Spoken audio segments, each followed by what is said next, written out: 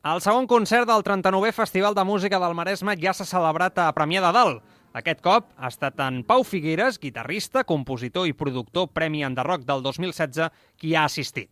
El concert es va celebrar a Can Casadellà, situat a la carretera de la Cisa. Els Jardins de la Masia van acompanyar per primera vegada el quartet integrat per Pau Figueres, amb Gianni Gagliardi, al saxo, Ismael Alsina al baix elèctric i Aleix Tobias Sabater a la percussió. Jolly No Evening in the Garden són algunes de les cançons que l'artista té en el seu primer disc en solitari, anomenat Pau Figueres, on apareixen inspiracions de Joan Vinyoli o en Toti Soler. Sense dubte, una guitarra espanyola que va deixar els espectadors sense paraules, però encara queden 3 concerts més a Premià de Dalt del 39è Festival de Música del Maresme.